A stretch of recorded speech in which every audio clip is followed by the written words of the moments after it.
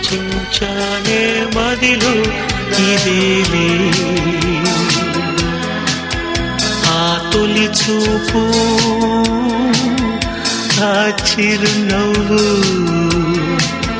కలిగించే నా గుండెల్లో కలవరం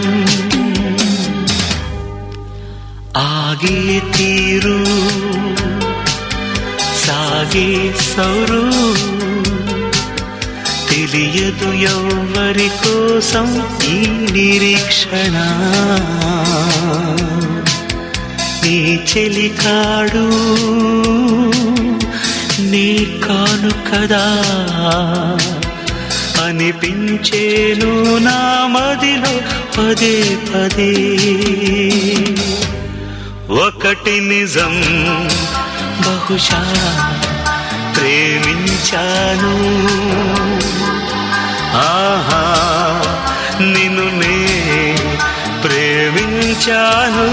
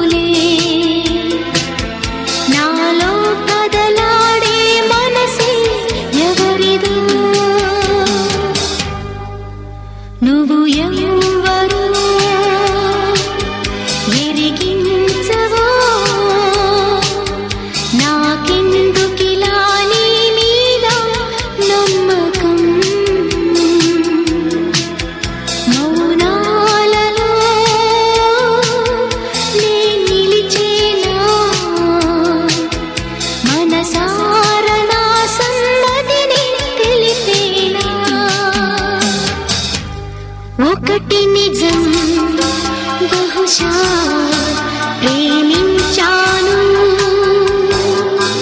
ఆహా నిన్ను నే ప్రేమించాను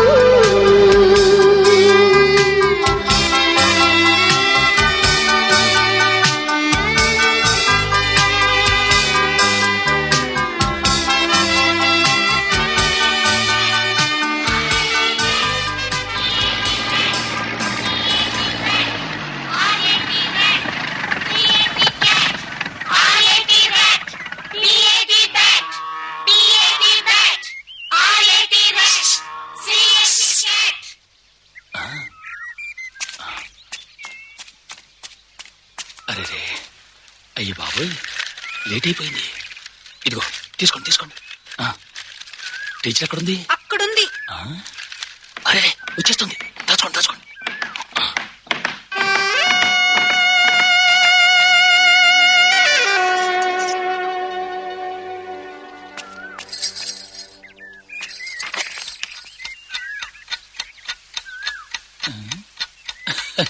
నడుస్తోంది.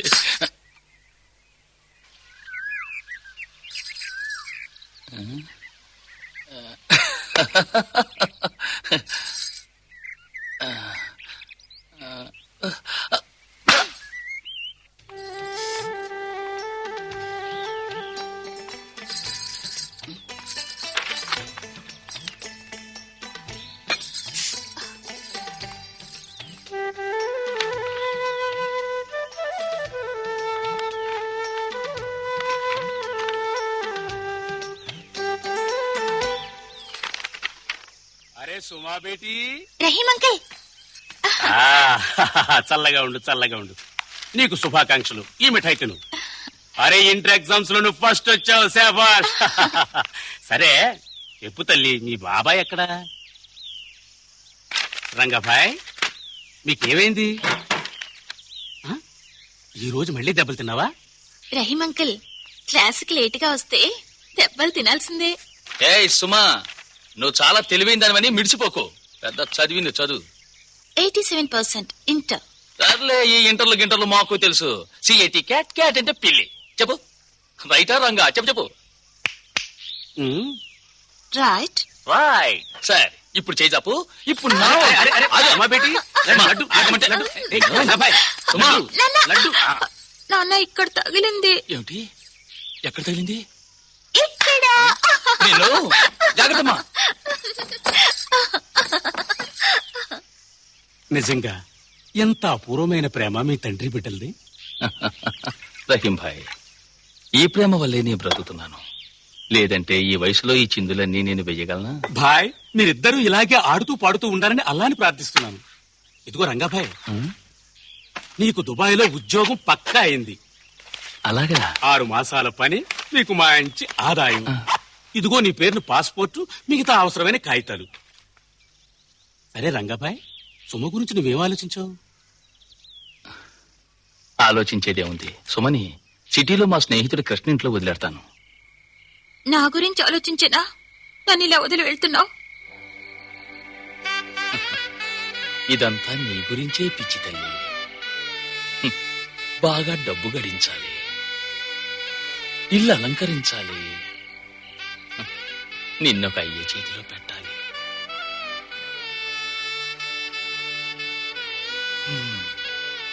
నువ్వు ప్రతి క్షణం నా గుర్తుకొస్తావు నాన్న. ప్రతి క్షణం గుర్తుకొస్తావు. నేనిక్కడే ఉంటాను, నీకోసం ఎదురు చూస్తూ ఉంటాను.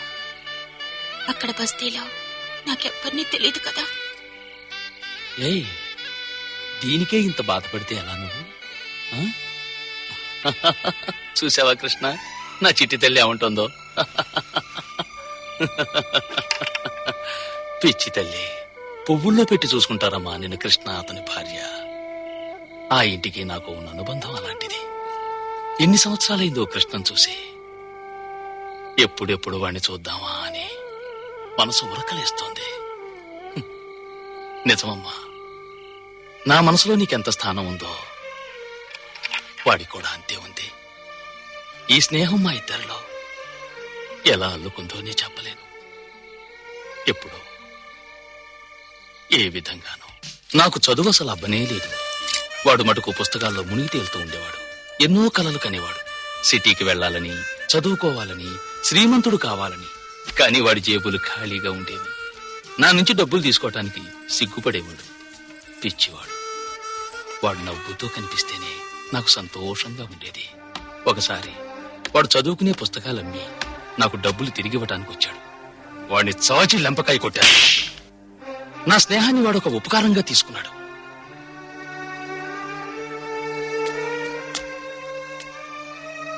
వాడి పుస్తకాలు తిరిగిచ్చేదాకా నాకసలు నిద్రే పట్టలేదు.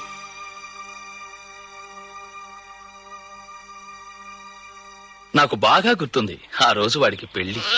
ఒక కొత్త జీవితంలోకి అడుగు పెట్టాడు. ఎంత మంచి చెల్లెమ్మ దొరికిందనుకున్నావు నాకు.